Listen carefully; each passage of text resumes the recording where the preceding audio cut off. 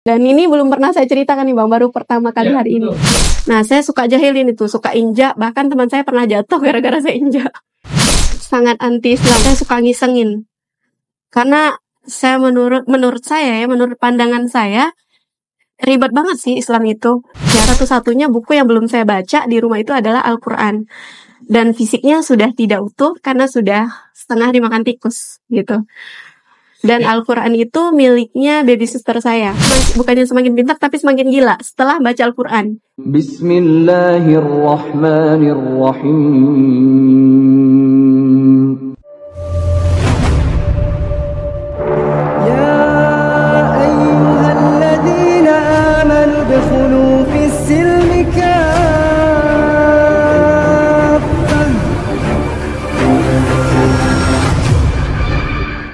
Ngaji cerdas mencerdaskan umat. Ngaji cerdas mencerdaskan umat. Ngaji cerdas mencerdaskan umat. Ngaji cerdas mencerdaskan umat. Allahu Akbar. Sultan Parfum, parfum para perindu surga. Nah, di sini ada 4 macam produk nih. Yang pertama, parfum dengan aroma Raudhah, Hajar Aswad, Kasturi, 2000 bunga dengan aroma-aroma yang menyesuaikan dengan suasana di Mekah ataupun Madinah. Teman-teman, sama saja dengan membantu operasional dakwahnya channel YouTube Ngaji Cerdas. Nah, luar biasa kan? Dengan harga berapa teman-teman sekalian? Cukup dengan 90 ribuan saja. Semua teman-teman bisa dapatkan hanya dengan 90 ribuan rupiah. Nah, jadi tunggu apa lagi teman-teman ya? Segera hubungi di sini nih.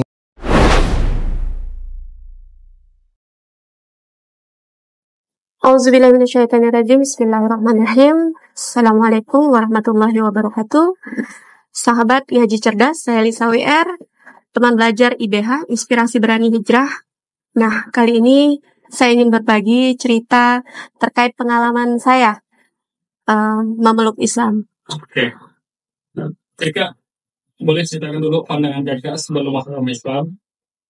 Apakah kakak ketika orang yang tidak suka dengan Islam atau malah sebaliknya memang tidak suka dari kecil tentang Islam? Sempat tidak suka. Sangat anti Islam malah. Itu kenapa Kak? Kenapa sampai anti dengan Islam? Karena saya melihat Islam itu ribet. Dan apalagi saya besar dan saya tumbuhnya di lingkungan non-muslim. Jadi mungkin saya juga termasuk doktrinan juga ya. Bahwasanya tuh Islam itu banyak yang penjahat itu Islam ya. Banyak yang minta-minta itu Islam. Mohon maaf ya. Sebelumnya banyak yang minta-minta itu Islam. Banyak juga yang perampok, pencuri itu Islam. Banyak juga yang teriak-teriak demo-demo di jalanan itu juga Islam. Jadi kebanyakan yang saya lihat Islam itu mencerminkan ketidakbaikannya itu. Padahal mereka sendiri berpakaian Islam banget. Tapi itulah tadi kebanyakan mereka berpakaian Islam tapi tidak berislam itu tadi. Punya cerita. Dari yang tadinya nggak suka banget jadi suka banget gitu ya. Masya Allah, tabarakallah. Jadi saya dulu punya teman kantor, dia pakainya syar'i banget ya. Bahkan ada yang pakai cadar. Saya suka ngisengin. Karena saya menurut saya ya, menurut pandangan saya, ribet banget sih Islam itu. Ya kan, selain memang Alkitabnya ribet ya, dari cara ngajinya dan lain sebagainya, terus berpakaiannya juga nggak panas gitu kan. Jadi saya suka ngisengin, karena kalau syar'i itu kan yang pakai gamis tuh sampai ke bawah kan. Nah, saya suka jahilin itu, suka injak, bahkan teman saya pernah jatuh gara-gara saya injak. Jahil juga ya? Ya, jahil banget ya gitu. Oke. Gitu. Nah, Lisa sendiri sebenarnya dari suku mana sih? Dayak. Dayak sendiri. Iya, bapak Dayak, mama itu campuran juga Dayak. Oh, Dayak. Dayak dan Chinese. Oh, Dayak Chinese. Oke. Oke, Kak Lisa sendiri, kapan mulai punya pengalaman unik mengenal Islam? Mulai dari kapan? Tahun berapa? Mulai tergerak mungkin ya? Ya, mulai tergerak. 2020. 2020, masih baru ya? Iya. 2020 itu ada cerita apa, Kak Lisa? Karena waktu itu kan pandemi ya. Nah, waktu itu saya suka banget baca buku. Memang dari dulunya suka baca buku, tapi yang saya baca itu buku-buku motivasi. Nah, jadi di situ waktu pandemi kan protokolnya kalau kita keluar ketat banget. Jujur saya nggak suka. Nggak suka ikutin peraturan seperti itu. Agak bandel ya. Nah, jadi di situ saya mau beli buku di Gramedia di mall itu tuh itu harus memenuhi protokol kesehatannya kan. Nah, saya nggak suka, saya malas ikutin itu dan saya cari-cari dan satu-satunya buku yang belum saya baca di rumah itu adalah Al-Quran. Dan fisiknya sudah tidak utuh karena sudah setengah dimakan tikus gitu. Dan Al-Quran itu miliknya baby sister saya. Oh, ini sister kakak ya. Betul. Oke, kalau Kak Lisa sendiri, kenapa akhirnya bisa baca Quran itu? Karena itu tadi kehabisan buku dibaca. Jadi baca terjemahannya karena tinggal buku itu yang belum saya baca. Oh, Jadi saya berpikirnya masih bukan Alkitab, bukan Al-Quran, bukan kitab suci ya, tapi masih berpikir itu hanya buku yang perlu saya baca. Karena saya butuh buku untuk dibaca gitu. jadi kalau nggak ada baca buku tuh kayak gimana? Ada yang kurang? Iya, kayak ada yang kurang karena kalau di waktu pandemi itu kan kita bener-bener lockdown banget kan. Iya. Lockdown banget gitu. Jadi seharian di rumah kan boring juga, bosan juga gitu kan. Jadi ya udah baca buku gitu. Jadi satu buku itu biasa saya habis hanya 2 hari. Saking gitu. Mau aku baca ya. Iya, seperti itu. Makanya sampai waktu itu ya dibilangnya papinya anak-anak, katanya kamu ini semakin belajar bukannya semakin pintar. Semakin banyak buku yang kamu baca, bukannya semakin pintar tapi semakin gila setelah baca Al-Quran. Oh gitu ya? Iya. Kenapa gila? Karena itu tadi, setelah membaca Al-Quran itu Masya Allah, tabarakallah banyak sekali perubahan. Yang tadinya si Lisa ini super seksi gitu kan. Jahiliyah banget gitu kan. Kafir banget gitu. Dan menjadi mulai tertutup. Dia sampai heran waktu itu saat saya beli rok panjang ya. Rok panjang sama baju yang lengan panjang. Kamu yakin bakalan kepake? Aku nggak yakin deh. Karena dulu saya paling suka itu pakai pakaian yang mohon maaf sekali ya. Di atas lutut 2 jengkal. Jaraknya. Iya. Gitu. Dan saya juga hobi nge-gym ya. Jadi ya bisa bayangkan lah. Tapi tak usah bayangkan bahaya. Astagfirullahaladzim. Jadi seperti itu. Oke, Kak Lisa, setelah dari perjalanan itu, lalu momen apa yang membuat suami kakak itu betul-betul sadar bahwa ternyata kakak memang berubah gitu? Kalau tadi kan Belum sadar sampai sekarang. Oh, belum sadar ya? Belum sadar sampai sekarang. Abang kan juga tahu bahwasanya saya aktif juga di Munzalan gitu kan untuk belajar ya. Nah, jadi di situ bahkan saya mohon maaf banget ya. Saya difitnah bahwasanya saya tidur sama ustadznya ya. Di situ saya dikatakan jual diri dan lain sebagainya. Masih sampai saat ini saya masih difitnah seperti itu. Gitu.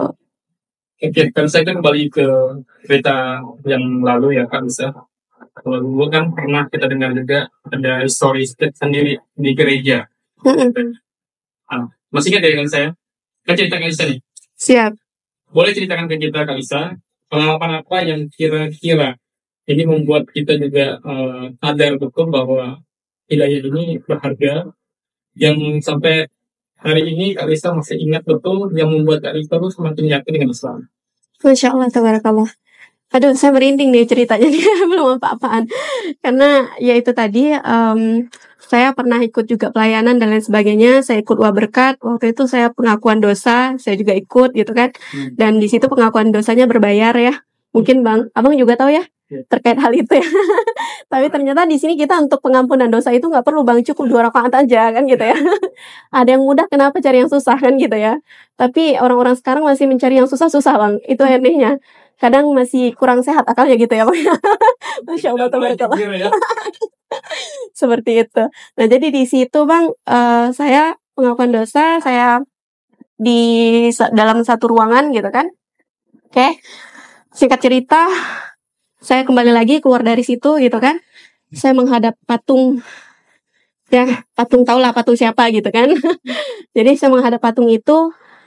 Saya katakan waktu itu, saya masih dalam keadaan bingung ya.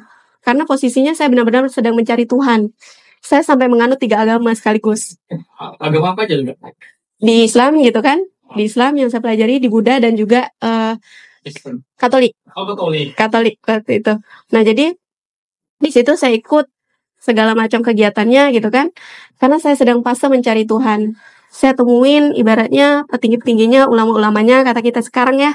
Nah, jadi saya temuin dan di situ saya menghadap patung itu tadi. Sebenarnya jujur di otak saya sudah, oh iya baik, saya kesini aja nih. Saya memilih Katolik waktu itu. Memilih Katolik. Memilih Katolik. Dari Buddha memilih Katolik waktu itu. Oh. Jadi di situ setelah itu tapi nggak tahu hati saya itu kayak masih menolak, Bang. Hati saya masih menolak. Saya berdoa di depan patung itu, ya Tuhan, kalau memang Kau Tuhan yang pantas saya sembah, maka bimbinglah saya. Tapi jika bukan Engkau Tuhan yang pantas untuk saya sembah, maka Tuhan yang mana yang pantas untuk saya sembah? Tuntun saya. Pertemukan saya. Dan di situ saya tersungkur waktu itu. Tersungkur sekitar 30 menit ya. 30 menit di dalam keheningan mereka sedang berdoa. Jadi saya tersungkur, saya menangis sejadi-jadinya dan saya tidak tahu yang tadinya saya sangat anti dengan Islam ya kan. Terus samar-samar saya mendengar itu Al-Fatihah tuh saya bisa membacakan dengan lancarnya gitu. Dan itu membuat saya penasaran apa sih di dalam Al-Fatihah itu. Ternyata di situ artinya Masya Allah Tabarakallah. Saya kalau membaca arti terjemahan Al-Fatihah itu saja itu udah bergetar hati saya. Yeah. Nah, jadi di situ Masya Allah Tabarakallah kata mereka, Lisa, luar biasa kamu sudah dimasuki Roh Kudus. Itu kata ke gerejanya. Iya, mereka bukan pengurusnya waktu itu, tapi teman-teman saya dulu karena mereka yang di samping saya. Oh, bagaimana? Teman-teman dulu. Jadi ada juga susternya ya. Jadi dia merangkul saya, memeluk saya dan teman-teman saya memeluk saya. Kamu orang terpilih, dia bilang gitu, karena Roh Kudus memasuki kamu begitu kan. Nah, mungkin karena ada terlihat keajaiban itu menurut mereka yang saya juga tidak menyadari itu. Terus saya dibawa di satu ruangan hanya berdua sama siapa ya? Saya tidak ingat namanya, yang mana beliau memang orang dari Muslim pindah ke Katolik. Oh, murtad ya. Bahasa kita seperti itu ya. Nah, jadi dari Islam pindah ke Katolik dengan pengalamannya begitu. Nah, terus dia bilang sama saya, masuk doktrin dulu nih, dikasih masukan dulu oleh dia. Sudah banyak sekali yang disampaikannya ke dia, baru dia tanya ke saya, jujur kalau saat itu ditanya apakah saya tertarik dengan agama itu, apakah saya percaya dengan dia, iya. Otak saya mengatakan iya, tapi hati saya menolak waktu itu. Nah, jadi di situ dia tanya, sekarang kamu udah tahu kan, kamu yakin kan, dia bilang gitu, agama mana yang harus kamu pilih? Iya, saya bilang, apa? Islam. Itu spontan dari lisan saya. Spontan itu ya? Spontan dari lisan saya. Dan setelah itu pun saya juga mikir gitu. Mikir lagi. Jadi Islam, saya bilang gitu. Kamu ini gila ya, kamu ini bodoh. Kena marah saya ternyata. Jadi kena marah, kamu ini gila ya, kamu ini bodoh katanya. Dan sebenarnya saat itu tuh saya pengen keluar dari ruangan itu. Karena banyak sekali kata-kata yang ibaratnya tuh untuk mencuci otak saya ya, mencuci pikiran saya begitu kan. Banyak sekali kata-kata yang menurut saya itu, oh ini makin gak bener nih gitu kan. Tapi jujur di satu sisi saya juga mikir, oh iya mungkin ya kayak gitu. Jadi saya pengen keluar agar supaya gak nambah tuh gitu kan apa yang disampaikannya. Dan saya ditarik 3 orang. Jadi harus didengarkan sampai selesai gitu. Ditarik 3 orang, saya sempat merontak, nangis juga waktu itu karena saya mau keluar gitu kan. Tapi permintaannya seperti itu, saya udah tak ada daya karena semuanya mereka gitu kan, dan saya hanya sendiri gitu kan. Udah saya dengarkan sampai selesai. Tapi setelah itu, ya itu tadi, karena Allah tahu ya apa yang ada di dalam hati kita, saya masih dalam fase mencari Tuhan. Saya pergi lagi ke pihara-pihara, menemui lagi orang-orang yang menurut saya mereka memang ahli di bidangnya. Dan saya juga mencari untuk ke Islam, mencari perbandingan itu tadi. Saya cari terus. Dan karena itu terjadilah pandemi itu tadi, dan Allah tuntun saya untuk membaca Al-Quran itu gitu. Oke, itu kan cerita yang sebelum masuk Islam ya kayak. Iya. Jadi memang perjalanan kakak cukup panjang. Tadi ke gereja, setelah itu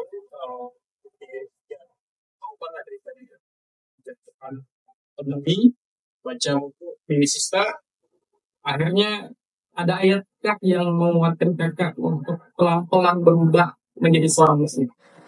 Saya ingat betul ya, di Islam tuh indah banget. Yang mana saya nggak ingat di surah ayat berapa. Saya ingat surahnya di Al-Baqarah. Saya bahwasanya yang mengajarkan kita untuk cara berjalan wanita itu dan berpakaian, itu yang bikin saya tergerak. Itu Masya Allah Tabarakallah. Terus ada juga Al-Azab ya. Ya, Al-Azhar. Yang 49 bukan sih? 47 atau 49? Oh, nggak ingat saya. Yang bahwasanya untuk kita berpakaian itu tadi. Oke. Dan di situ, di Islam itu wanita itu dimuliakan. Sangat tinggi derajatnya. Nah, itu saya juga melihat teman-teman saya yang muslim, jujur ya, saya iri. Perlakuan suami-suami teman-teman saya yang muslim terhadap istrinya dan anaknya itu Masya Allah, tabarakallah. Jadi, kalau mau pergi, keluar, saliman, cium tangan ya, cium kening gitu ya. Memangnya Kalisa pingin sekarang? Iya, pingin. Kode keras nih. Lagi mencari. Masya Allah, tabarakallah. Oke, jadi kita ini ya, surah Al-Ahzab ayat 59. Nah, ini tentang ini, jilbab. Ya. Ya, mereka menutup jilbabnya ke seluruh tubuh mereka. Ayat ini. Ya, seperti itulah bunyinya. Jadi tuh intinya kita diajari di situ Islam itu indah sekali. Di dalam Al-Qur'an aja sudah apa namanya? Mengajarkan begitu banyak gitu. Apalagi kalau memang kita belajar dengan orang yang memang ahli tafsirnya, begitu kan? Jadi di situ cara kita memperlakukan pasangan, cara kita berjalan, tutur kata kita itu dituntun dari Al-Qur'an itu. Itu Masya Allah, tabarakallah. Itu tidak saya dapatkan di tempat lain. Gitu. Itu kan yang paling ini ya, paling indah ayatnya yang kakak baca waktu itu. Lalu pelan-pelan berubahnya tuh langsung berubah ke hari itu atau Belum. Belum. Jadi sampai di juz 9 ya, di juz 7. Pokoknya saya bertahap kan. Saya sempat sakit itu selama 2 minggu. Infus tuh 3 botol diinfus. Karena saya nggak paham nih dengan apa yang saya baca di Al-Quran ini. Jujur, karena saya nggak ada gambaran. Jadi nggak sampai otak saya. Bahasa Al-Quran itu saya nggak sampai. Gitu. Jadi, tapi hati saya tuh pengen baca terus ya. Pengen baca terus. Saya cari di Google ya. Cari di Google, cari buka di YouTube, terus saya juga cari di buka-buka audio, terus bukalah Ustadz Hadi Hidayat, Ustadz Hanan Taki itu. Nah itu Ustadz favorit saya karena itu yang pertama saya lihat. Oh iya. Seperti itu. Nah jadi sampai di juz 9 itu baru mulai tergerak pakai pakaian yang agak tertutup gitu. Di juz 9? Tapi saya udah berulang-ulang bacanya. Oh udah berulang-ulang baca? Iya. Berarti ngulang terus kan? Karena nggak paham itu tadi, jadi diulang-ulang. Oh. Ulang-ulangnya di juz 9 aja atau malah dari lanjut terus sampai juz 29 dan lain sebagainya seperti itu. Lalu setelah diinfus nih, lanjut baca kan ya? Lanjut baca. Sambil saya dalam satu hari itu kan 24 jam. Saya tidur tuh paling 2 jam atau 3 jam itu udah maksimal banget. Itu jam berapaan juga Bapak? Nggak tentu saya, subuh aja pokoknya belajar terus, baca terus. Sampai makanya dikatain gila sama papinya anak-anak. Oh, tapi sadar beliau kalau kakak tuh baca itu? Saya kan sambil sembunyi-sembunyi ya, sambil sembunyi-sembunyi juga. Jadi kalau dia ada, itu saya dengerin pakai headset, atau tunggu dia tidur, saya baru dengerin gitu, atau baca gitu. Nah, dia itu sering melihat saya nangis di tengah malam karena membaca Al-Quran itu tadi. Oh, itu gimana tuh? Boleh ceritain Pak? Apa tuh? Ya kakak nangis, itu kan otomatis kan yang tadi ya, ayat yang dibaca tadi yang berulang tadi kan. Nah, kemudian apa reaksi suami kakak waktu itu ketika melihat kakak nangis? Gila. Oh gitu. Dia bilang gila, udah gitu aja. Dibilang gila, stres, nanti kamu makin sesat gitu. Lihat tuh, kebanyakan orang-orang Islam itu saking pintarnya mereka sesat jadinya. Ada yang ngaku nabi, ada yang ngaku rasul gitu kan. Ada yang ngaku, bahkan ada yang ngaku malaikat dan lain sebagainya seperti itu. Dan itu yang benar apa yang disampaikannya gitu kan. Iya. Dan saya jujur terpengaruh dengan apa yang dia sampaikan gitu. Oh, sempat terpengaruh juga? Bukan sempat lagi, memang terpengaruh. Tapi hati saya nuntun untuk terus belajar. Oh, itu masih lanjut tapi? Masih lanjut. Nah, gimana kelanjutan Kak? Terkait setelah ketahuan kakak nangis sama suami tadi, reaksinya juga kita udah tahu dianggap gila. Lalu kemudian kakak lanjut baca, lalu apa yang memantapkan kakak untuk berubah pelan-pelan penampilan? Saya lanjut baca, habis itu kan 2021 kita udah agak longgar ya, pandeminya ya. 21 itu udah agak longgar, jadi saya di situ penasaran ya. Jadi saya sholat ke masjid. Karena saya nggak tahu, nggak hafal berapa rakaat sholatnya. Ya, sholat asar, sholat zuhur kan 4 rakaat. Tapi saya nggak hafal tuh. Nggak hafal. berapa rakaatnya. Kamu coba nih, udah nyoba. Itu udah masuk tahap belajar ya, belajar sholat ya. Kan sebelumnya saya juga baca buku, terus juga nonton YouTube dan video gitu kan. Ya. Nah, jadi di situ kan udah ada sebenarnya gambaran. Tapi kalau cuman sekali kan kita kadang nggak paham gitu kan. Nah, jadi di situ saya ke masjid dan ternyata saya diusir. Waktu itu kan saya pakai Pajero ya. Wah, oke. Pajero yang biasa. Minjam titipan. Jadi pakai Pajero, waktu itu saya pakai Pajero dan terus saya kan sukanya pakai mini dress. Mohon maaf ya, saya ulangi lagi nih. Pakai mini dress di atas lutut, sejengkal di atas lutut gitu. Jangan dibayangkan. Jadi di situ saya pakai jas karena baru pulang dari kantor, habis makan siang sama temen gitu kan. Nah, tahu kan Pajero itu kan tinggi ya. Ya. Dengan mini dress, saya kalau turun dari situ tuh nggak tahu ya. Nggak kebayang. Okay. Turun dari bukan kebayang orang-orangnya. Turun dari situ karena rok pendek, otomatis kan kaki nggak mungkin aku lompat dari mobil itu kan. Kaki kan otomatis satu dulu keluar dari mobil. Pasti. Nah mungkin aku nggak tahu dari marbot masjid itu memperhatikan aku waktu turun dari mobil. Memperhatikan aku dan mungkin nggak tahu apa yang dilihat di situ, gitu kan. Jadi udah itu baru mau masuk, ya kan, teman saya dikasih masuk, saya nggak dikasih masuk. Dia bilang, Mbak, kalau mau nunggu di sana saja. Diarahkan, saya diusir, di bawah pohon, disuruh nunggu. Waduh, gitu kan. Pak, saya mau sholat, saya bilang gitu. Saya mau sholat, saya bilang gitu kan. Dia bilang, iya kalau mau sholat nggak kayak gitu, Mbak, Bu. Ininya, penampilannya. Kan kita nggak tahu ya waktu itu ya. Jadi itu, saya bilang saya mau sholat. Nanti saya ketinggalan nih. Karena orang udah iqomah, ya kan? Saya nanti ketinggalan nih, saya bilang itu. Saya cuma pikirannya takut ketinggalan karena saya nggak tahu sholat. Iya. Saya ada pikiran kalau ketinggalan pasti biar udah. Iya, jadi tuh nanti kayak gimana nih? Kan malu kan? Kalau misalnya udah ketinggalan 1 rakaat, terus kayak gimana cara ngulangnya kan gitu kan? Oke, Kak kan punya kawan itu kan? Itu Islam? Itu Muslim. Oh, tapi mereka tahu nggak Kak belum masuk Islam? Tahu. Tahu. Dan saya katakan saya sedang mencari Tuhan. Sedang mencari Tuhan. Berarti mereka juga support ya? Iya, jadi itulah juga dari bahasa teman saya ini bilang kayak gini. Karena saya selalu berpenampilan seksi ya, dan dia kan syar'i banget. Nah itu tadi yang saya bilang, dia syar'i banget. Dia selalu ngejek saya kayak gini. Kita nih Lisa, dia bilang gitu, kayak surga dan neraka, dia bilang gitu. Saya surganya, kamu nerakanya, dia bilang. Itu nauzubillah ya. Setelah sekarang saya tahu, ternyata Allah itu lebih suka dengan orang pendosa yang mengaku salah, yang sering gemar bertobat, daripada orang yang merasa halim tapi tidak mau mengaku salah. Nah seperti itu. Masya Allah, tabarakallah, kemarin dia menghampiri saya dan meminta maaf terkait hal itu, padahal udah lama. Nah, sebenarnya udah maafin juga ya. Insya Allah sudah. Tapi juga sadar. Betul. Ucapannya. Betul. Okay. Dia sering ngucapin kata-kata kayak gitu soalnya. Oh, berarti ada tersinggung juga berarti Kak? Ya marah lah. Sebenarnya ada marah, tapi ada benarnya juga kata dia. Tapi jujur ya, semakin kesini saya justru bersyukur dengan orang-orang yang pernah menghujat saya, mencaci, menghina saya, dan termasuklah marbot masjid yang mengusir saya waktu itu. Jujur saya malu. Dia bilang, oke, tunggu kesini, tunggu ke depan. Dia masuk ke dalam, ternyata ngambil sarung untuk saya. Saya disuruh pakai sarung di depan masjid itu. Bayangkan. Malu banget. Itu benar-benar rasanya saya dihinakan sekali saat itu. Udah lagi mau belajar kan? Masih mau belajar. Padahal bukan kemauan saya juga mau datang ke situ. Pasti Allah yang tuntun hati saya untuk datang ke situ. Kayak gitu. Jadi di situ saya langsung pengen nangis saat itu juga sambil memakai sarung. Tapi karena saya ingin sholat dan takut ketinggalan, saya pakai sarung itu di depan masjid. Aduh, jadi mau nangis saya. Astagfirullahaladzim. Bayang sih, bayang. Karena ramai orang bang. Abang tahu kan yang masjid di Bea Cukai ya? Oh, di Bea. Itu kan memang banyak laki-lakinya di situ kan? Nah itu ramai banget gitu.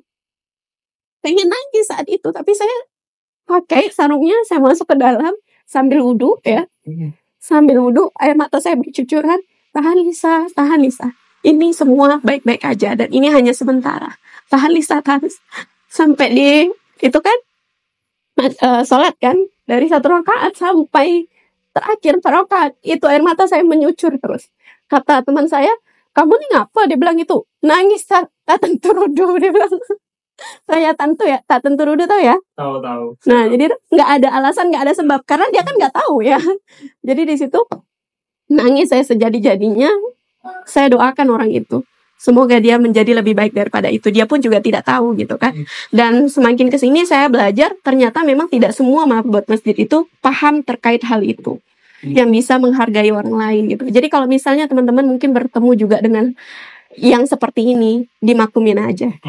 Gitu. Tidak semuanya umat muslim itu seperti itu. Tidak semuanya mabot masjid itu seperti itu. Iya, itu oknum. Yang sedang mungkin lagi Sedang belajar juga ya, gitu. belajar. Oke, Kak. Ngomong-ngomong tentang sholat. Emang itu udah bisa berdoa? Udah bisa berwudu? Udah ikut-ikutan. Mau ikut-ikutan juga? Iya. Jadi memang waktu itu ternyata masih terbalik-balik. Oh iya. Ternyata masih terbalik-balik gitu. Tapi niatnya saya mau wudu. Wudunya. Iya, karena kan di buku-buku kan sekarang udah banyak ya kan kemarin kan. Dan juga dari YouTube kita bisa lihat juga gitu. Dan saya tuh suka, dulu kan saya nggak suka ya kisah-kisah seperti itu ya. Apalagi sekarang itu kan pakai bahasa Arab, mereka pakai terjemahan di bawah. Nah, laju banget tuh kadang tuh. Ya. Saya lebih suka nonton kartunnya. Oh. Versi kartun supaya anak saya juga bisa nonton gitu. Dan alhamdulillah ternyata ngefek tuh, anak saya juga alhamdulillah ikut saya semua gitu. Oke, Kak Isa. Setelah sholat, nangis, lebih deras, segala macam. Balik nih ceritanya. Balik itu suami belum tahu juga. Belum. Kan kita masih sembunyi-sembunyi. Oh, sembunyi. Masih berarti jauh dari rumah kayak. Jauh. Karena rumah saya kan disebutin nggak ya? Nggak usah lah ya. Soalnya saya lagi live nih. Oh iya, nanti lo datang pelaksanaan. Iya. Soalnya saya lagi live nih.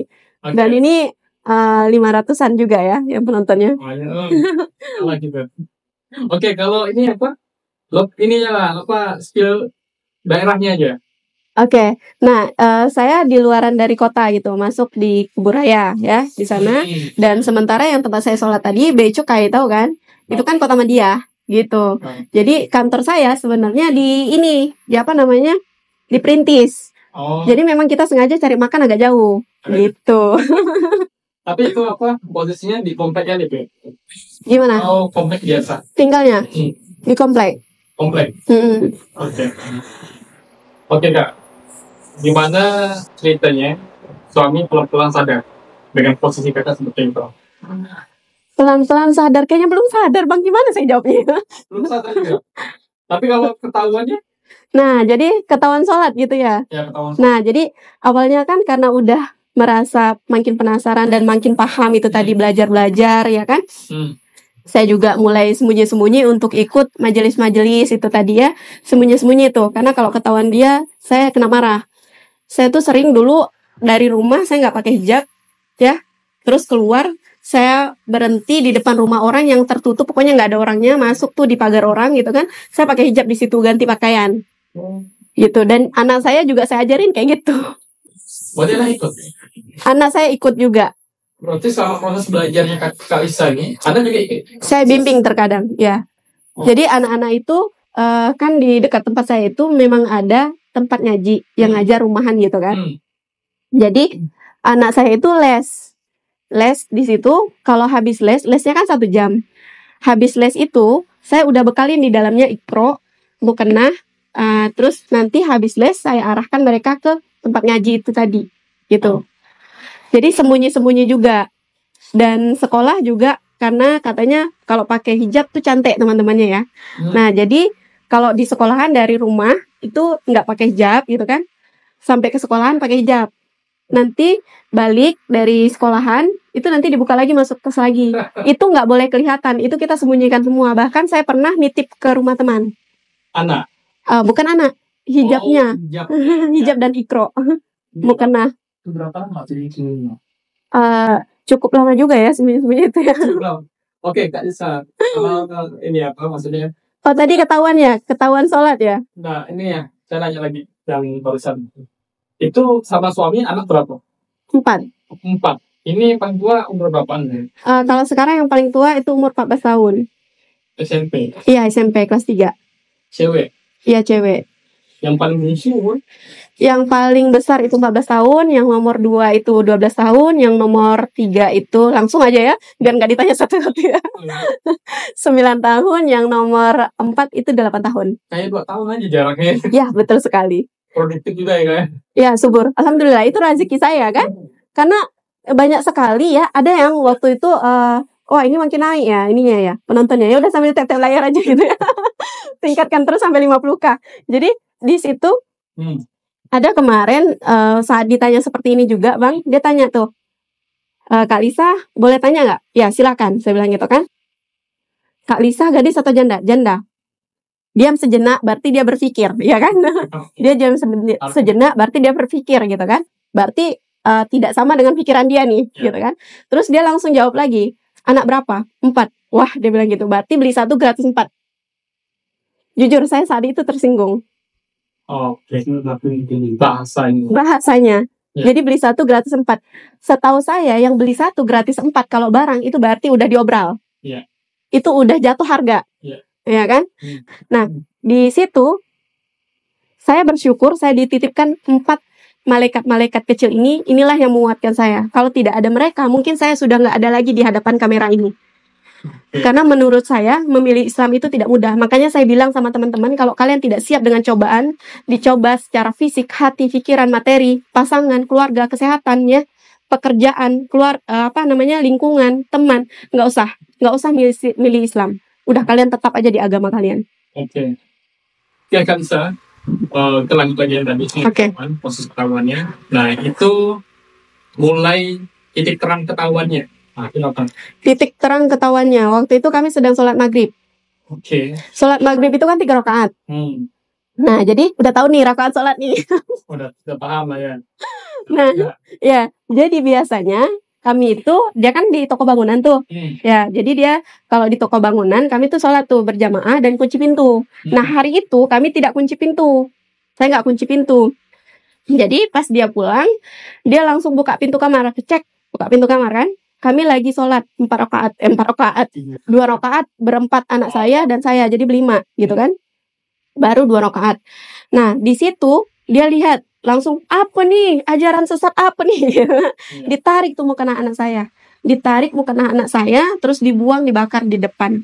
Bukan hanya mukena anak saya yang dibakar, yang dibuang, tapi mukena saya, Al-Quran yang saya baca itu tadi, sejadah dan lain sebagainya itu dibuang. Bahkan sayanya hari itu juga dibuang sebenarnya di depan, diusir. Nah, ini yang saya katakan bahwasanya katanya saya makin belajar itu makin gila itu tadi. Nah, jadi di situ dibuang, tapi waktu itu saya nggak langsung pergi karena mengingat saya punya anak 4 kan. Ya. Gitu. Waktu itu kan pas tegang suasananya kan, apa tindakan yang menurut kakak itu bisa dikatakan kelebihan juga salah satunya? Karena memang ya kita juga nggak menyalahkan orang itu juga, karena memang posisinya juga dia seperti juga tuh, dan kakak kok berubah kayak gini. Lalu kan ada baby sister lagi ya. Baby sister itu tahu kakak udah praktek sholat? Tahu. Dia support berarti? Tahu, iya support. Lalu ini setelah diusir itu nginap dulu 1 malam di situ atau masih lain situ? Tinggal situ, bukan lagi nginap, masih bertahan situ. Itu bodohnya saya. Oh iya, masih duniawi banget saya waktu itu. Jadi di situ udah diusir, bukannya malah pergi, tapi saya dikasih pilihan waktu itu. Kalau saya mau masih mempertahankan itu, masih praktek sholat dan mengajak anak-anak saya untuk ibadah sholat itu tadi, saya disuruh pergi dari rumah dan nggak usah bawa satu benda pun dengan pakaian yang dipakai itulah langsung pergi gitu kan. Atau kalau misalnya masih mau tinggal di sini tapi diharamkan sholat di dalam rumah itu lagi, dan nggak usah bawa anak-anak saya untuk belajar terkait hal Islam itu tadi. Nah, jadi di situ karena udah diharamkan tapi hati saya sudah di situ, saya sholatnya di bawah pohon jambu di depan rumah saya. Itu soalnya ada tahu Dia lihat sholat di bawah pohon jambu di depan WC ya, karena itu di luarnya ya. Ini kan pintu WC, terus di sini itu ada pintu untuk jalan pintu keluar. Nah, itu saya di situ tuh depan, berarti kolam WC ya. Nah, jadi seperti itu di situ, kadang di tempat cuci piring, intinya di luar dari rumah. Bahkan yang kadang tuh jujur ya, saya manusia agak takut juga ya, masih ada rasa takut gitu kan. Kalau sholat tahajud itu kan tengah malam. Ya, nggak seram ya. Itu jujur di situ saya ada rasa takut juga gitu. Kucing lompat aja saya tempat kaget waktu itu. Itu sempat bergerak kan, lagi sholat lagi nangis, kucing lompat gitu. Saya langsung gini, udah bergerak, udah pindah dari tempat, astagfirullahaladzim. Nah lanjut lagi. Posisi tahajud itu berluas Islam sepenuhnya. Ternyata kalau untuk masuk Islam itu kita 2 kalimat syahadat saja kan sudah masuk Islam. Hanya saja ternyata kalau kita menyatakan diri kita Islam itu harus ada saksi yang menyaksikan bahwasanya kita ini memilih Islam tanpa paksaan itu tadi gitu. Itu baru tahu saya, dan itu baru saya putuskan kemarin di tahun 2022 bulan Juli gitu. Dan yang jadi saksi alhamdulillah itu pertamanya Pak RT juga ya, karena Pak RT tahu perjalanan saya seperti apa gitu kan. Tapi jangan tanya RT saya ya, saya bawa banget orangnya. Jadi, tapi kalau mau tanya nggak apa-apa. Beliau itu saksi hidup perjuangan saya gitu ya. Masih sehat ya Ustaz? Alhamdulillah masih sehat, semoga selalu sehat ya. Dan juga satu lagi namanya Pak Long, itu luar biasa, Masya Allah tabarakallah. Dia sudah tidak muda ya, usianya sudah hampir 70-an, 70 lebih kayaknya sekarang. Nah beliau itu yang menjadi saksi saya juga di Masjid Mujahidin waktu itu. Oh, saat ini Mujahidin. Mujahidin, saya mencari sendiri kemana saya harus bersyahadat gitu. Oh, 2022 ya? 2022. Jadi di situ saya bersyahadat di Mujahidin dan disaksikan oleh Pak Long. Dia meneteskan air mata karena beliau saksi hidup saya juga gitu. Dan ada satu ayat saya yang selalu saya jadikan pedoman bahwasanya Allah itu akan menggantikan sesuatu yang saya tinggalkan karena Allah dengan yang lebih baik. Jadi saya selalu mengatakan bahwasanya lebih baik saya kehilangan satu benda atau satu cinta dari makhluk daripada kehilangan cintanya Allah pada saya. Oke, Kak Isa sendiri. Ini kan udah ya random juga ya, maksudnya sampai sholat di pohon jambu dan ke bawah pohon jambu. Nggak di pohon jambunya sih, nggak bisa soalnya. Di bawah, oke. Di dekat WC, dekat kolam. Itu kan kayak ada effort tersendiri ya. Maksudnya, kenapa nggak di masjid aja waktu itu? Kan saya masih malu. Oh, masih malu ya? Posisinya juga belum cadat ya? Belum. Cadat secara resmi belum? Belum. Oke, suami itu melihat aja berarti? Dia melihat. Waktu saya sholat di luar itu dia lihat. Jadi itu dibiarkan, tapi nggak boleh sholat di dalam. Kalau sholat di dalam udah mulai lagi tuh. Hinaan, hujatan, cacian, dan bahasa-bahasa itu semuanya ada gitu. Berarti kan secara nggak langsung diperbolehkan, kata tolong. Maksudnya gimana? Ya, secara nggak langsung kan berarti suami itu memperbolehkan kecuali di dalam rumah. Ya. Iya. Lalu, momen apa yang membuat kakak akhirnya memutuskan keluar dari rumah? Saya udah nggak tahan bang, nggak tahan banget saya. Nggak tahannya itu karena apa? Aduh, abang nih ngore-ngore, jadi sakit lagi hati saya. Nggak apa-apa, sakit di sini daripada sakit di akhirat. Masya Allah, tabarakallah ya. Jadi, saya udah nggak tahan banget ya, karena perlakuannya itu ya, selalu menghina, mencaci, memaki. Bukan hanya saya yang dihina, dicaci, dimaki, saya sanggup kalau hanya saya aja. Tapi di situ, saya disangkutkan dengan anak-anak saya, bahwasanya saya mendidik dan mengajar anak-anak saya tidak baik dan lain sebagainya. Anak saya juga melihat perlakuannya seperti apa, saya dikasari, dan sering sekali yang pekerja-pekerja saya di rumah itu melihat kekerasan rumah tangga itu tadi. Oh, sudah begitu. Fisik ya? Fisik. Jadi main fisik, saya selalu bilang sama mereka, kalau terakhir kali yang saya mau pergi itu ya, waktu itu saya bilang, kamu jangan mentang-mentang punya uang, kamu bisa memberi apapun kepada anak-anak. Karena waktu itu saya bilang, kamu boleh memberikan apapun sama anak-anak, tapi jangan jangan babi. Oh, waktu itu sudah tahu kalau itu haram oleh Islam. Iya, di dalam Al-Quran kan juga ada bang. Iya, berarti udah baca sampai bab itu. Udah semuanya. Oh, udah. Saya 30 juz itu udah bolak-balik bang. Oh, udah bolak-balik ya? Bolak-balik saya ngajinya, gitu. Oh, iya. Jadi, tapi terjemahan bang. Iya. Justru terjemahan paham. Iya betul. Langsung bahasa Arabnya kan. Itu dia, makanya saya juga selalu bilang sama teman-teman, sekarang kan saya punya gerakan yang namanya Teman Belajar Inspirasi Berani Hijrah itu tadi bang. Yang mana saya masuk di kampung-kampung mualaf di daerah-daerah itu, mereka mengaji Iqro, dan kita arahkan juga untuk mengaji terjemahan Al-Qur'annya bang. Karena berdasarkan dari pengalaman saya paham agama Islam ini itu dari terjemahan Al-Quran. Banyak sekali, mohon maaf lagi ya, banyak sekali orang di luaran sana yang mengaji Arabnya itu baik, tapi mereka tidak tahu apa yang mereka baca. Tadi.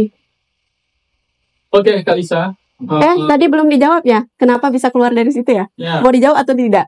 Harus dijawab. Terjawab udah.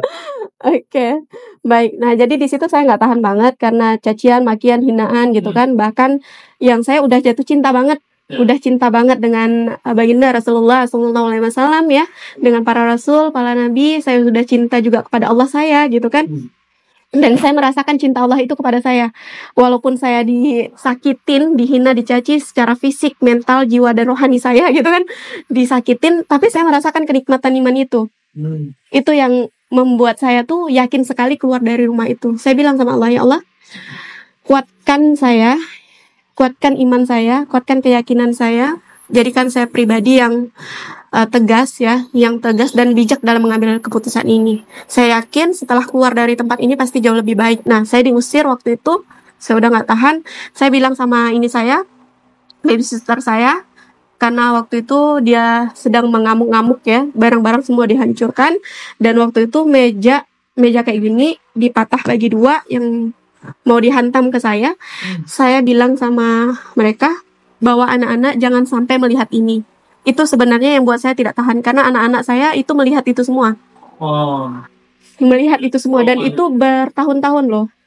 Dan saya melihat perubahan anak saya setelah saya keluar dari rumah itu. Masya Allah, tabarakallah, anak saya yang dulunya kan patuh kelahi terus nggak bisa akur, tapi sekarang Masya Allah, tabarakallah, mereka kalau ketemu saling cium kening, saling cium pipi ya, saling cium tangan, saling berpelukan. Yang dulunya itu nggak pernah saya lihat di sana.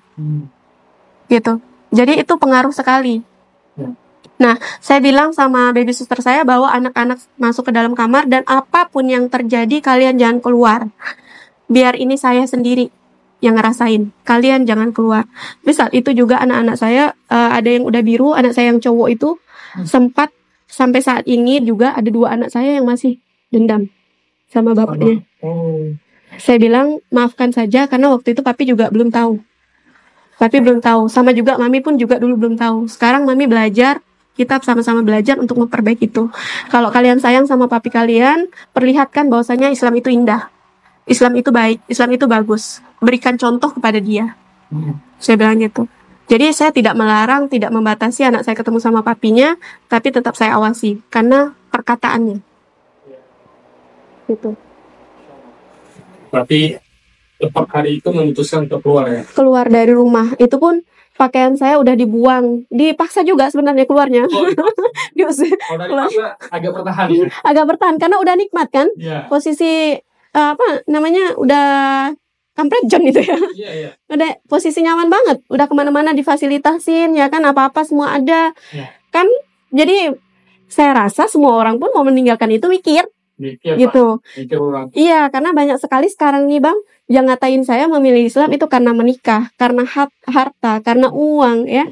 Nah, jadi justru saya memilih Islam, saya harus kehilangan itu semua gitu. Saya harus kehilangan itu semua. Iya, betul. Yang tadinya saya ngekos itu Bang. Pertama kali saya pindah setelah saya juga nggak diterima ternyata di rumah bapak saya. Sebelum lanjut ke kelas itu. Oke. Otomatis kan ada terlibat juga orang tua. Betul. Tapi sebelum lanjut ke orang tua ini, semenjak perjalanan kakak proses belajar ini, proses belajar Islam ini, apa orang tua itu jam-jam udah tahu? Dibahas. Iya, boleh minum kah saya? Boleh. Oh, Masya Allah, ini ribuan nih yang nonton ya. Tap-tap layarnya terus deh. Bismillahirrahmanirrahim. Oke. Misal tadi kita ngobrolin tentang orang tua ya. Kan udah diusir dari pihak suami ya. Suami udah ngusir, itu pun udah sekian lama ketahuannya kan. Pemula karena berperkara gender tadi itu, akhirnya memutuskan untuk keluar, berambah, ditekan diusir juga. Usir paksa juga ya? Usir paksa. Sebenarnya pengusiran itu tuh Bang, pengusiran itu terjadi udah lebih dari 3 kali, 4 kali, 5 kali itu udah lebih. Hanya saya aja yang nggak bergerak-bergerak. Karena apa? Karena saya mikir itu tadi. Karena mikir anak saya 4 loh Bang. Dan saya disuruh ninggalkan semuanya loh. Nggak usah bawa apa-apa. Dan waktu itu di saat pandemi itu kan kita benar-benar lockdown, itu benar-benar mempengaruhi pekerjaan, keuangan, itu benar-benar mempengaruhi kita gitu kan. Iya betul. Oke, ini posisi kakak udah sholat, udah pakai sholat, udah diutus suami itu, posisinya memang udah sadar betul, memang Islam pilihan. Memang Islam pilihan. Dan pakaian juga udah berubah waktu itu. Pakaian udah berubah tapi belum total. Oh, oke. Lalu kakak kemana tujuannya setelah diusir itu? Nah, diusir dari rumah itu balik ke rumah sama bapak. Telepon nih kan. Pak, jemput Pak. Kenapa? Saya diusir sambil nangis kan. Jadi, kenapa? Ada apa nih? Udah nggak cerita dulu. Karena memang takut dimarahin dari handphone kan. Yang penting dia jemput dulu gitu kan.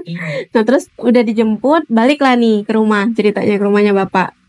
Harapan saya tuh bapak bisa ngibur ya kan. Bisa ngibur saya ya. Terus menerima saya dengan baik gitu kan. Ibaratnya tuh kita minta pembelaan gitu kan. Tapi ternyata malah balik di rumah malah dimarah lagi gitu kan. Nah terus bapak saya bilang, kamu tuh bodoh, dia bilang gitu kan. Setidaknya kamu bawa benda satu. Kalau kamu mau mati, mati aja, nggak apa-apa. Saya mikirin anak kamu, dia bilang gitu. Sebenarnya sebelum bapak saya mikirin itu, saya udah mikirin itu dulu. Anak saya makan apa? Makanya berkali-kali diusir, saya nggak pergi-pergi. Bukan nggak tahu diri juga ya, tapi karena mikir itu tadi gitu. Mikir anak gitu. Nah jadi setidaknya kata bapak saya bawa mobil satu. Bapak saya bilang gitu kan. Tapi waktu itu posisinya saya belum bisa nyetir. Oh. Tapi kan kalau waktu itu bawa mobil itu dibolehin sama suami. Nggak boleh kan, nggak boleh bawa benda satu pun. Iya. Iya. Oke, itu anak ikut saat itu. Ikut. Lalu setelah bapak bilang kayak gitu, apa yang dirasakan? Saya tahu sebenarnya perasaannya Hancur banget. hancur banget kan. Hancur banget. Lalu sempat nginap atau berapa lama lah? 2 minggu bertahan di situ. Yang dulunya ya saya selalu mensupport. Ada kakak saya atau adik-adik saya yang butuh bantuan. Adik saya juga kuliah. Kemarin saya selalu support. Tadi saya barusan telepon juga. Saya bilang, dia kan dulu sering bilang kayak gini. Di saat saya mengingatkan dia untuk kembali untuk ke fitrah ya, sholat dan menutup aurat dan sebagainya. Mereka selalu bilang saya ceramah gitu kan. Oh, tapi baik hubungan. Insya Allah alhamdulillah baik. Terus mereka juga selalu bilang, udah urus aja dirimu, jangan ngurusin kami gitu kan. Nah terus di situ tadi saya sempat ngungkit juga gitu kan, dia ketawa juga gitu. Yang sempat bertahan di fase yang mana bapak tidak mendukung saat itu. 2 minggu muka bapak setiap kali ketemu kecut bahkan buang muka gitu. Oh nggak enak banget bang, nggak enak banget benar-benar. Bahkan kakak saya bilang kayak gini waktu itu, kan saya anak 4 dan saya tuh sudah terbiasa kalau di kamar tuh saya nggak suka campur sama orang. Saya nggak suka campur gitu ya, karena kita udah terbiasa di rumah itu tadi kan.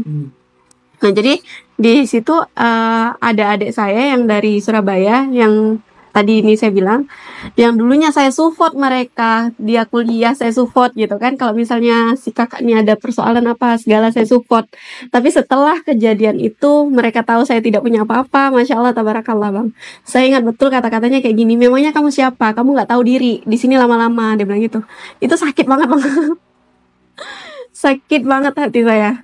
Nah jadi ibaratnya tuh saya tuh udah nggak diterima sana, nggak diterima sini. Kayaknya nggak ada ya yang terima saya ya, gitu. Nggak ada yang mau saya ya. Oke, kalian nggak mau saya, tapi setidaknya bantu dong, terima anak saya dong. Terus kakak saya bilang gini, kalau memang kamu mau tinggalkan anak kamu di sini, kita hitung-hitungan dulu. Berbulan kamu mau ngasih berapa, berasnya berapa, pokoknya dihitung semua. Itu baru saya tahu aslinya mereka. Jadi mohon maaf ya, bukan membuka aib keluarga, kakak atau apapun itu. Nah mungkin di fase itu mungkin mereka lagi juga tidak sedang baik-baik saja. Tapi masya Allah tabarakallah, alhamdulillah sekarang mereka itu menjadi gardan terdepan saya. Oh mendukung sekali. Mendukung sekali saat ini. Yang dulunya waktu saya ingat sekali waktu mau buka TPA itu bang, yang pertama kali nantang itu mereka juga dari mama bapak gitu kan. Nah terus dari kakak juga. Tapi alhamdulillah sekarang menjadi gardan terdepan. Oh dukung. Insya Allah ya. Jadi sudah bertahan 2 minggu di rumah itu, udah nggak tahan saya dengan semua perlakuan itu, dengan ekspresi yang saya lihat, dengan pokoknya nggak nyaman sekali gitu kan. Ya udah, saya minta doa sama mama saya datangin mama saya dengan menangis. Mama saya bilang, saya tidak minta apa-apa sama mama, saya tidak minta harta mama, saya tidak minta apapun. Sementara yang lain mama fasilitasin, kalian fasilitasin semua. Bahkan hanya mohon maaf, barang receh teme aja seperti piring, mangkok, segala gelas itu dia fasilitasin semua. Tapi saya tidak minta itu mak, saya tidak minta harta kalian, saya cuma minta ridhonya mama saya. Jadi mama saya sempat terdiam sekitar 15 menit ya. Awalnya anak tuh saya gitu bang, serius saya mainin nangis jadinya.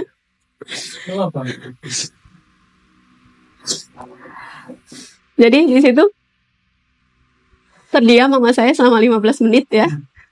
Langsung dia bilang kayak gini, aku bisa apa, dia bilang gitu. Aku tak bisa apa-apa. Aku hanya kasih doa aja. Kau balik ya lagi di Pontianak. Jadi dengan berbekalkan ridho mama saya balik ke Pontianak. Ngekos itu bang, yang kamarnya ukuran 2x3. Ya Allah. Itu berapa kali kamar saya ya? Baru sama gitu. Nah di situ karena saya sudah terbiasa diurus sama orang gitu kan, dan saya tidak bisa menghandle semuanya sendiri. Saya masih ngambil orang lagi. Jadi di dalam kamar itu yang hanya 2x3 itu kami 6 orang tidur di situ. 6 orang sih. Kayak mana tuh? Besusun. Sedangkan pakaian di situ, Bang. Pakaian di situ, piring apa di situ, pokoknya semua perabotan di situ. Masak di situ juga. Masak di situ juga. Tapi memang ada dapur. Nggak ada. Oh. Tapi kosnya tahu. Apanya? Orang yang punya kos tahu. Orang yang punya kos tahu kayak gimana maksudnya? Bisa masak di situ. Biasanya Bisa. kos ada yang nggak bisa masak. Bisa, iya. Orang kosnya tahu memang dibolehkan untuk masak di situ, dan dia kan tahu juga bahwasanya saya bawa anak dan lain sebagainya kan. Oke. Nah seperti itu. 6 orang ya di. Dan tiga. saya ya sebenarnya untuk yang baby sister saya itu rumahnya dekat, cuma dia lebih suka nginap di tempat saya Oke. gitu. Sebenarnya saya hanya ngambil untuk siang aja di saat saya kerja, menghandle anak-anak saya dan lain sebagainya, jemurkan pakaian. Karena jujur saya kan udah terbiasa dihandle orang, jadi tidak terbiasa ngurus anak. Itu saya tidak terbiasa, jadi udah kebiasaan mengatur. Berarti saat itu saya harus diatur, ya kan, posisinya saya nggak terbiasa diatur karena kebiasaan ngatur itu tadi, gitu. Jadi di situ nyuci apa segala macam saya nggak bisa, ngurus anak nggak bisa, dan dikerjakan oleh orang ini tadi. Alhamdulillah masih dikasih orang yang baik gitu kan. Dan anehnya dia nggak minta gaji juga sama saya. Dalam arti kata tuh bukan minta gaji patokannya, Kak 1 bulan saya segini, enggak. Jadi bebas lah kakak mau ngasih berapa. Karena dia suka sama anak-anak saya. Nah, Masya Allah. Jadi itulah cara Allah menolong saya gitu kan. Dan saya pun juga nggak tahu bang, ternyata kalau kita ngekos tuh masuk bayar dulu di depan. Itu yang di itu ada loh. Oh ada. Ya sih seringnya dulu. Bayar dulu. Ternyata saya pikir ngekos itu kan pertama kali pengalaman saya ngekos kan. Saya pikir ngekos itu kita ngekos dulu selama 3 bulan 30 hari, 1 bulan itu kan berarti udah kita pakai itu barang dia. Iya. Nah baru kita bayar. Ternyata harus bayar dulu, baru ngekos. 2 minggu saya di situ bang, baru ditagih. Oh. Masya Allah. Dan itulah cara-cara Allah untuk menolong saya kan. Setidaknya. Buat itu kak, maksudnya kan posisinya lagi dari kerjaan, Mm-mm, ya kan? Karena nggak tahu apa-apa juga. mm-mm. Itu sudah. Kerjaan ada, cuman agak tidak lancar. Oh, ada kerjaan, Mm-mm. cuma agak. Tidak lancar. Lalu kemudian setelah hari tadi gimana? Minjam sama kawan. Oke. Pinjam sama kawan, alhamdulillah kawan pinjamkan gitu. Dan kebetulan kawan ini juga tahu ceritanya saya. Karena waktu beliau dulu sering ke tempat saya juga, saya kan dilarang tuh berteman dengan orang muslim. Oh, Dilarang juga. Sering piring, mangkok, gelas tuh melayang tuh kalau mereka datang. gitu ya? Gitu. Cuma anti sekali ya? Ya, Oh, kayak gitu. iya. Dan ini belum pernah saya ceritakan nih Bang, baru pertama kali hari ini. Baru pertama kali, saya baru dengar. Ya. Dan kemarin di live, saat saya live juga ada paman saya yang masuk ke live saya tuh. Jadi paman saya tuh juga jadi saksi. Bahwasanya beliau kan biasa datang tuh ke tempat saya. Jadi ngajak pergi gitu kan. Itu piring gelas melayang tuh. Padahal paman saya sendiri loh. Paman Islam ya? Paman muslim. Oh, Muslim. Paman muslim. Tapi ada juga keluarga yang Muslim nggak tuh?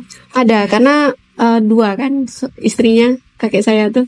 Oh, yang satu. Tapi kakeknya Muslim. Kakeknya muslim karena dari yang muslim ini tadi. Itu istri kedua, pertama. Istri pertama. Oh, istri pertamanya Muslim. Mm-mm. Ikut Muslim. Mm-mm. Oke. Itu bapaknya kakak Bapaknya bapak saya Ah. Dayak. Dayak. Ateis. Tepatnya tidak ada agama dulu. Tidak ada agama ya. Oke, siap. Lanjut kak. Jadi tadi udah bayar kos 2 minggu ditagih ya. Mm-mm.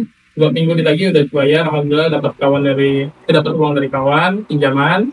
Kemudian apa selanjutnya? Boleh juga.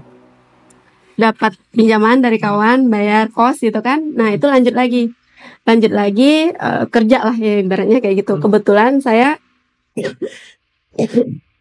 di jasa pengelola keuangan, tahu ya? Lebih tepatnya asuransi lah gitulah ya. Di asuransi, jadi itu kan per minggu gajinya, dan alhamdulillah juga dimudahkan waktu itu. Nah, ada pemasukan dari situ, dari situlah yang saya untuk mencukupi kebutuhan anak-anak saya ini tadi.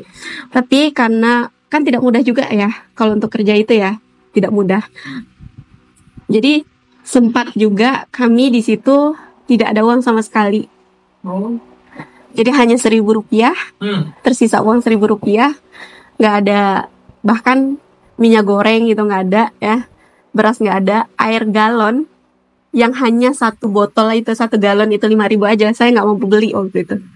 Sempat di fase itu, terus dikasih sama tetangga nasi putih 2 piring untuk kami makan di 5.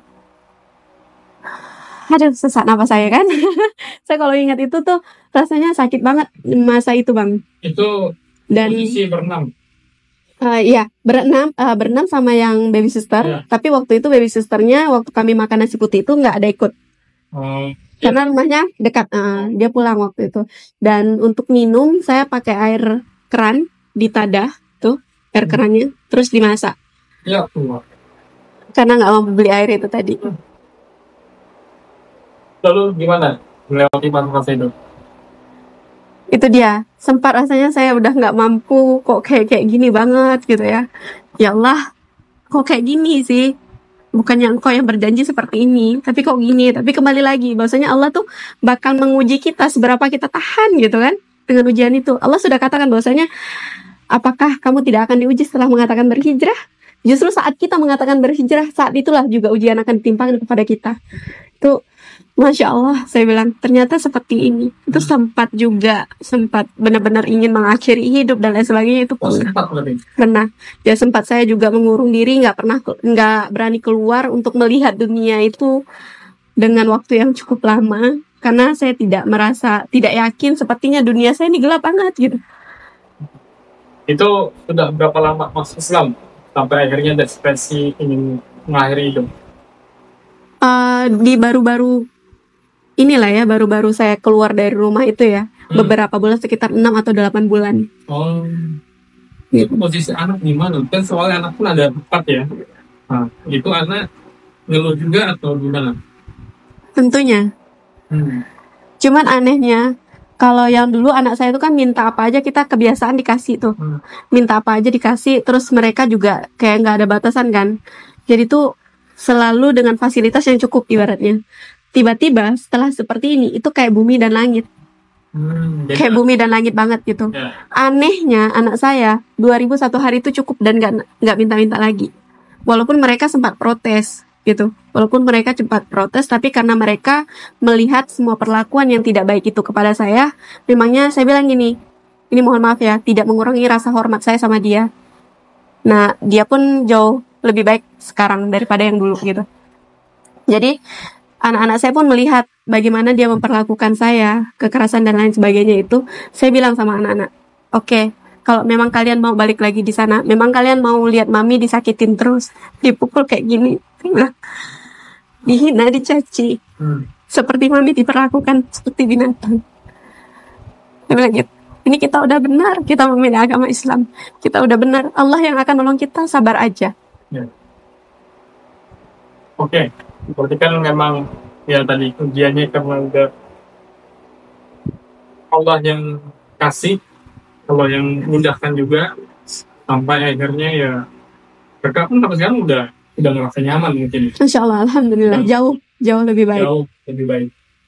Hubungan antara anak dengan suami ibu sekarang itu apakah masih sering kunjungi ataupun masih sering ya minimal komunikasi? Ada, masih lanjut. Masih bagus. Kalau dulu sempat ya anak-anak tuh nggak mau ngomong sama dia. Ya itu tadi kan. Itu tadi sempat nggak mau ngomong sama dia, sempat nggak mau ketemu dan lain sebagainya. Karena setiap kami pergi itu dia selalu bilang, udah aku nggak mau tahu urusan kalian mau mati aja gitu. Bahkan kami dikatain binatang di depan orang, depan umum itu sering sekali. Kayak gitu. Kalau sekarang? Kalau sekarang jauh lebih baik, setidaknya dia masih ada rem untuk kata-kata yang seperti itu. Karena anak-anak kan udah mulai ngerti nih. Anak-anak juga udah bisa nasehatin dia gitu. Dan juga yang dulunya dia anti sekali, bahkan mau kena anak-anak dibakar, alhamdulillah sekarang justru dia nanya, kalian butuh apa? Oh, udah di fase itu deh ya. Fase itu. Berarti secara tidak langsung itu Dia mulai menerima. ya sudah menerima, kemudian dia juga mulai memperhatikan ini anak-anak. Amin, mudah-mudahan kayak gitu. Itu mulai tahun ini atau Baru-baru. baru-baru? Ya itu tadi makanya saya bilang kita di sini belajar Islam ya. Kita ini menjadi contoh. Nah, lihatkan bahwasanya Islam itu indah, tidak seperti apa yang papi bilang, tidak seperti yang apa yang orang lain pikirkan tentang Islam itu. Kita memberikan contoh yang baik. Karena kita ini adalah cerminan untuk mereka, untuk Islam itu gitu. Wasir merupakan penyakit yang banyak diderita. Namun, banyak orang yang menolak operasi karena dapat menyebabkan infeksi sampai komplikasi.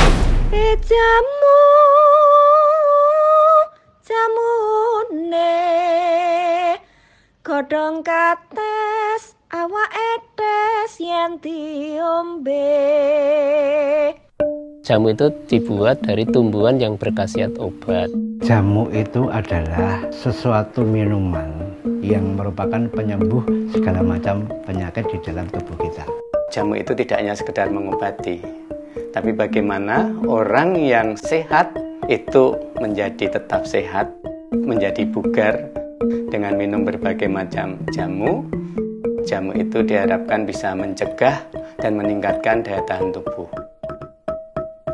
Kami mendukung sepenuhnya budaya sehat jamu ke UNESCO.